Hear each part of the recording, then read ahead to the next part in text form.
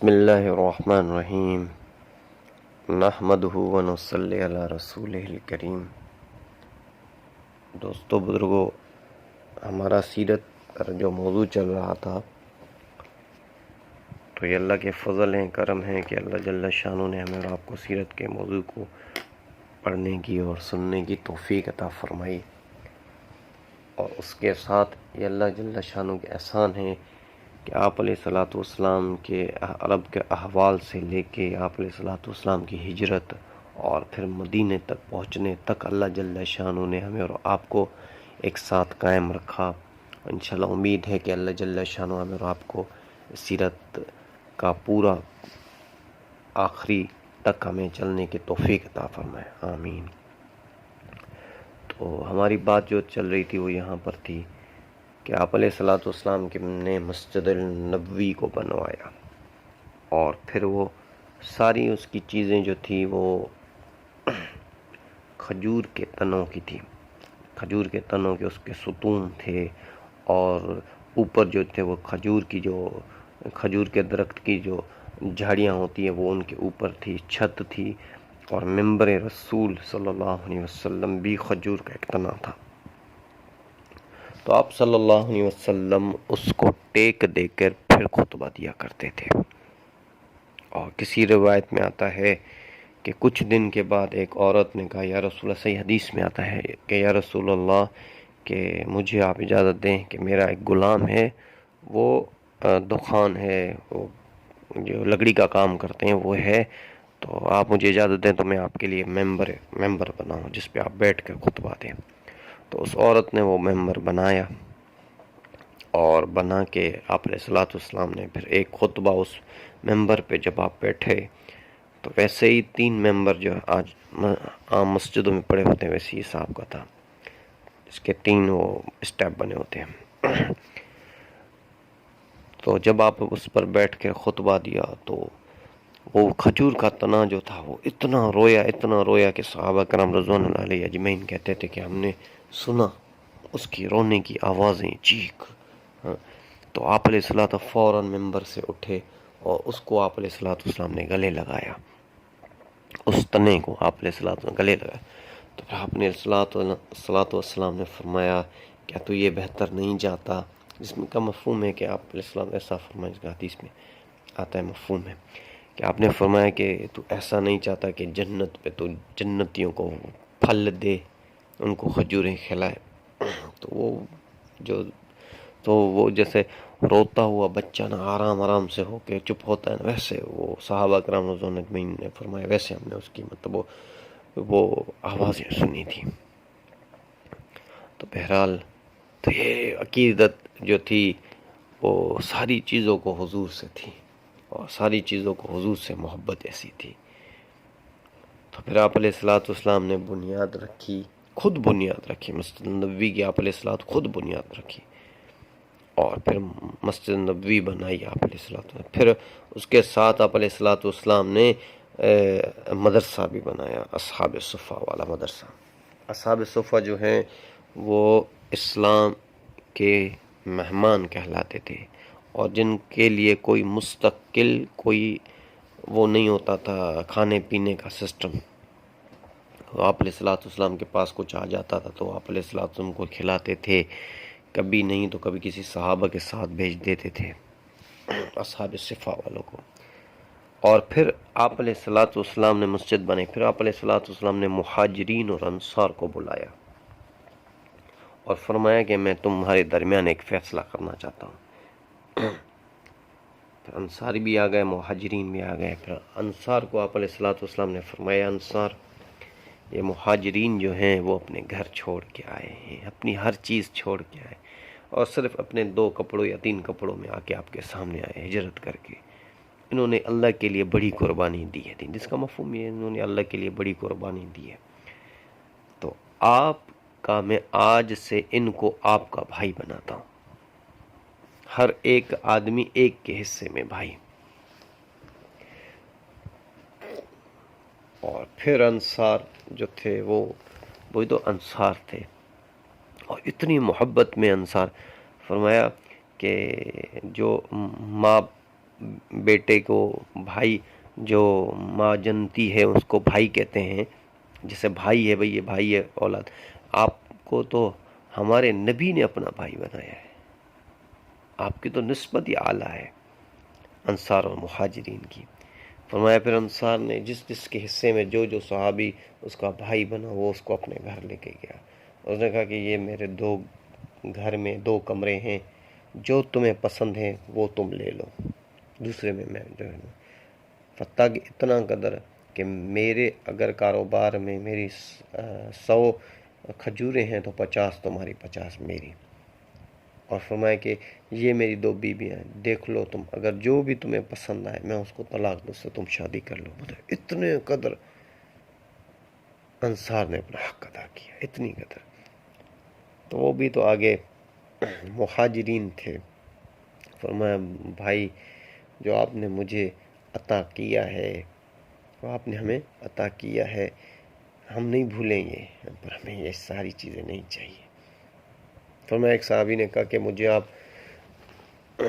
اتنا بتائیں کہ کلہاڑی اور رسی اور دیں، مجھے لے کے دیں، اور پھر میں آپ کو اس کے پیسے دوں گا کہ مجھے یہ لے کے دیں، اور مجھے بتائیں کہ لکڑیاں کہاں سے لاتے ہیں اور کہاں پہ بیچتے ہیں۔ بس حضرت عبد الرحمن بن عوف رضی اللہ تعالیٰ عنہ فرماتے ہیں، مفہوم یہ کہ مجھے اس صحابی نے کہا کہ 1-2 بیویاں ہیں، یہ گھر ہے میرا، یہ سب ہے، ایک آپ کی ایک میری بیوی، میں اس کو طلاق دیتا ہوں، عدت کے بعد وہ آپ اس سے شادی کر لو۔ فرمایا نہیں، آپ مجھے، اور میں جو ہوں حضرت سعد رضی اللہ تعالیٰ عنہ، فرمایا بڑے مالدار صحابہ میں سے تھے، انہوں نے کہا عبد الرحمن آدھی میری ساری دولت تمہارے نام۔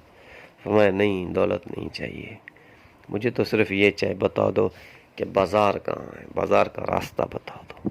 اور فرمایا پھر گئے اور وہاں پہ تھوڑا تیل لے کے اور تیل کو بیچا، پھر دوسرے دن تھوڑا اس میں سے بچا، پھر دوسرے دن وہ دوسرا تیل لے کے پھر بیچتے تاجر الرحمن بن گئے عبد الرحمن بن عوف۔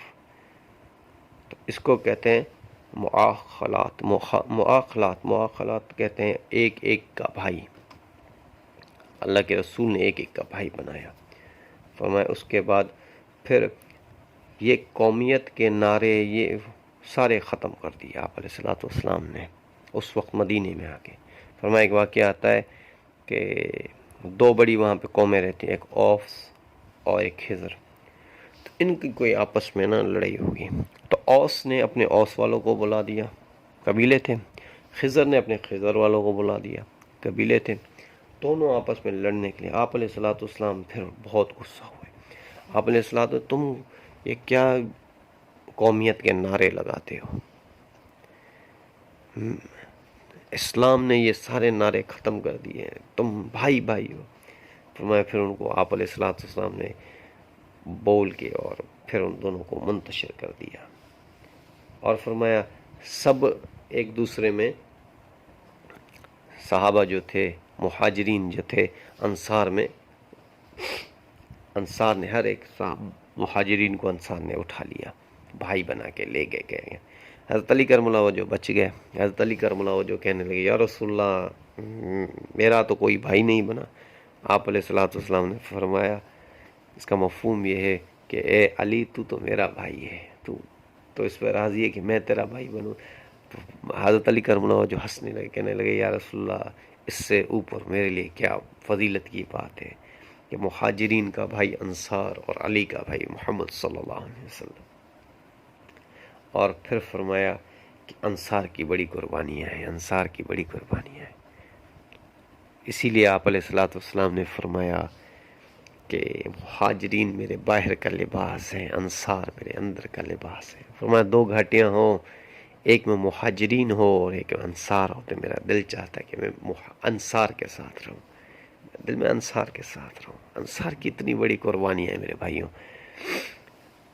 تو پھر آپ علیہ الصلوۃ والسلام نے دوسرا حکم اسی مجلس میں دیا، دوسرا حکم آپ نے فرمایا قریش کو کوئی بھی پناہ نہیں دے گا، اب قریش کو کوئی بھی پناہ نہیں دے گا۔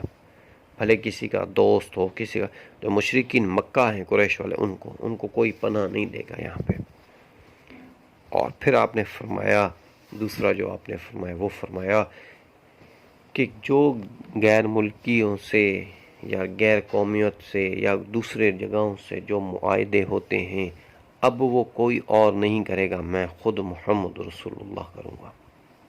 فرمایا، یہ آپ علیہ السلام نے فرمایا، کوئی بھی معاہدہ جو ہے وہ دوسرا کوئی بھی نہیں کرے، اب میں محمد رسول اللہ خود کروں گا۔ مدینے میں آپ نے پہنچ کے یہ اعلان فرمایا۔ پھر اس کے بعد جو نمازیں تھیں، وہ پھر نمازیں جو با جماعت جو نمازیں جو فرض تھی وہ مسجدوں میں لوگ پڑھنے لگے۔ اور فرمایا کہ نمازیں جو ہیں اس طرح سے جیسے آج ہم پڑھ رہے ہیں، اس طرح سے ڈائریکٹ نہیں آئی، ایک حساب سے آئی، کیونکہ مکے میں پہلے جب احکام نہیں تھے تب آپ علیہ السلام جو ہے نماز پڑھتے تھے، کیونکہ مکے کی زندگی کسی احکام میں نہیں ہے، صرف 13 سال کی زندگی صرف دعوت کی، توحید دعوت کی محنت ہے، توحید کی دعوت کی محنت ہے، بس توحید کی دعوت۔ معراج پہ آپ علیہ السلام کو نماز ملی ہے، معراج پہ وہ بھی 50 ملی۔ مدینے کی 10 سال کی جو زندگی ہے یا 11 سال کی جو زندگی ہے، اس میں احکامات نازل ہوئے ہیں، طلاق کے احکامات، نماز کے احکامات، زکوٰۃ کے احکامات، میل جول کے احکامات، جتنے احکامات ہیں وہ جو ہے وہ مدینے میں نازل ہوئے ہیں۔ اور صورتوں میں بھی ہے، مکی صورتیں ہیں، آپ اس کو دیکھیں گے قرآن میں تو اس میں واقعات ہیں، اور مدنی صورتیں جو ہیں اس میں دیکھیں گے آپ زیادہ تر احکامات ہیں۔ اسی حساب سے تو پھر جب نماز سب سے پہلے جو صحابہ تو نماز پڑھتے تھے مکے میں، کوئی کس طریقے سے پڑھتا تھا، کوئی کس طریقے سے، نماز تو ویسی ہی ہوئی تھی، پر رکعتیں تھیں 2 تھیں نفلوں میں، ایسے۔ سب سے پہلے جو فرض ہوئی نماز وہ تہجد کی نماز ہوئی، آپ علیہ السلام پر بھی اور امتیوں پر بھی، سب سے پہلے تہجد کی نماز۔ اور پھر اللہ جل شانہ نے کہا کہ پوری رات عبادت کرنی ہے تہجد کی، سورۃ مزمل میں ہے، جس کا مفہوم یہ میں عرض کر رہا ہوں آپ کے سامنے۔ پھر اللہ جل شانہ نے فرمایا آدھی رات کی عبادت کرو، پھر اللہ نے نرمی فرمائی، پھر اللہ نے فرمایا شفقت فرمائی، نرمی فرمائی، پھر اللہ نے کہا تھوڑی دیر عبادت کرو، پھر آرام کیا کرو، تھوڑی دیر عبادت کرو۔ کا مفہوم یہ، تہجد کی نماز امت پہ بھی فرض ہے اور نبیوں پہ بھی فرض۔ پھر اس کے بعد احکام دوسرا آیا، جب پھر اللہ جل شانہ نے تہجد کی جو نماز تھی وہ امتیوں پہ فرض سے ہٹا کر صرف نبی پہ فرض تھی۔ آپ علیہ السلام پر 6 نمازیں فرض تھیں، ہم پہ 5۔ تو پھر اللہ جل شانہ نے کلام اللیل جو ہے یہ ایک جامع لفظ ہے، جامع لفظ، اس میں تراویح بھی آ جاتی ہے، تہجد بھی آ جاتی ہے، وتر بھی آ جاتی ہیں، اس میں ساری یہ نمازیں آ جاتی ہیں۔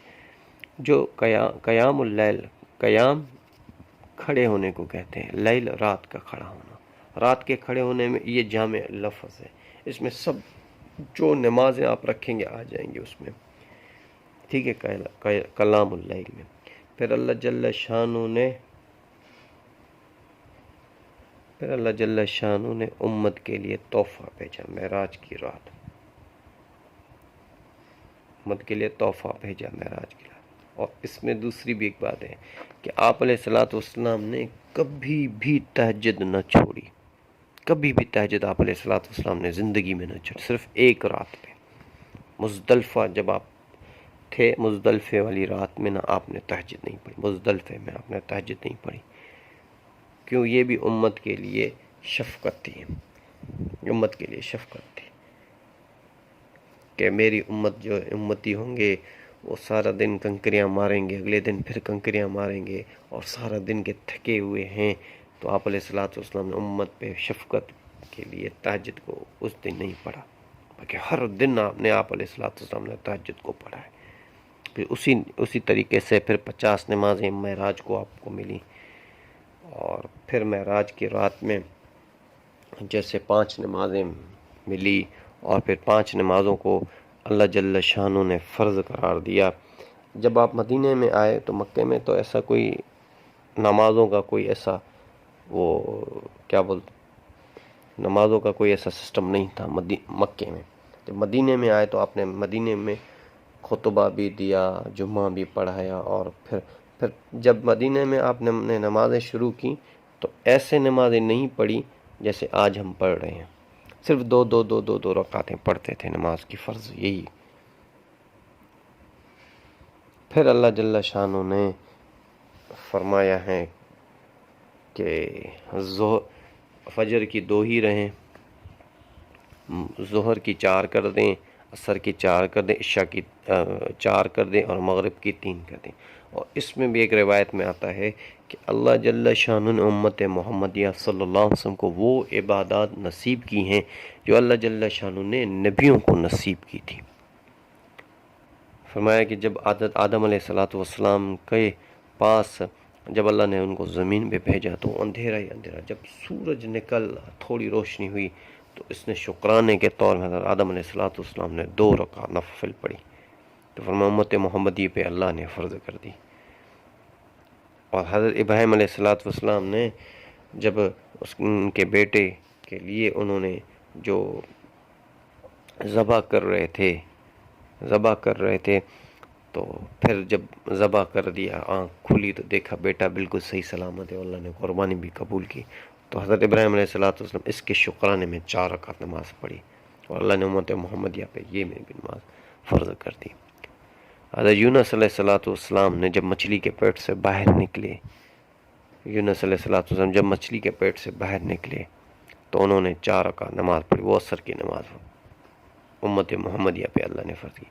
حضرت داؤد علیہ السلام نے 4 رکعت شروع کی تھی، تو پھر ایک معاملہ ہوا جس کی وجہ سے ایک چور ان کی دیوار پھلانگ کے آ گیا. 2 بھائی تھے، ان کی دیوار پھلانگ کے آ گئے تو ان کو ڈر لگا، ڈر میں نماز بھول گئے، 3 رکعت پڑھ لی.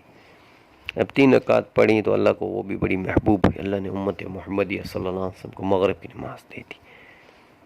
عشاء کے بارے میں 2 روایت بھی آتی ہیں.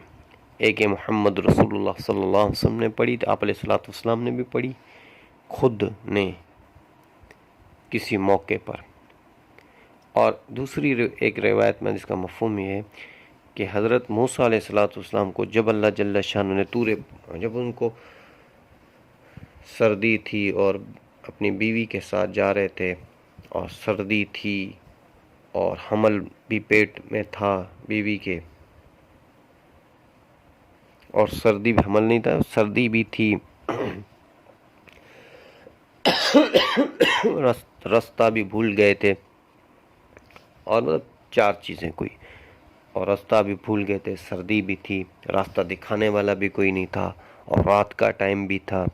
تو دیکھا کہ سامنے وہ آگ جل رہی تھی. وہ فرمایا میں آگ لے کے آتا ہوں، اور گرم ہوں گے، ہاتھ سینکیں گے اس پہ. جس کا مفہوم یہ ہے کچھ، اللہ کمی کو تئی معاف کرے. تو وہاں پہ جب وہ گئے تو وہاں پہ جب دیکھا کہ وہ تو آگ نہیں تھی، تو اللہ جل شانہ فرمائے کہ میں تو خدا ہوں، میں تو اللہ ہوں. پھر وہاں سے حضرت موسیٰ علیہ السلام کو نبوت ملی، اور پھر فرعون کی طرف گئے. وہاں پہ فرماتے ہیں کہ موسیٰ علیہ السلام نے 4 رکعت نماز پڑھی. ایک تو راستہ بھول گئے تھے، سردی تھی تو راستہ بتانے والا کوئی نہیں، رات کا ٹائم، تو 4 رکعت نماز عشاء پڑھی. تو اللہ نے امت محمدیہ صلی اللہ علیہ وسلم پہ فرض کر دی. پھر اس کے بعد جب مسلمان جو تھے وہ علیحدہ کی نماز، کبھی 2 آ گئے، کبھی 3 آ گئے، نماز پڑھ لی، کبھی 2 آ گئے نماز ایسے. پھر صحابہ نے مشورہ کیا نبی پاک صلی اللہ علیہ وسلم سے کہ ایک ساتھ بلانے کا کوئی سسٹم بنایا جائے. اس پہ انشاءاللہ مزید بات چلے گی. وما علینا الا البلاغ.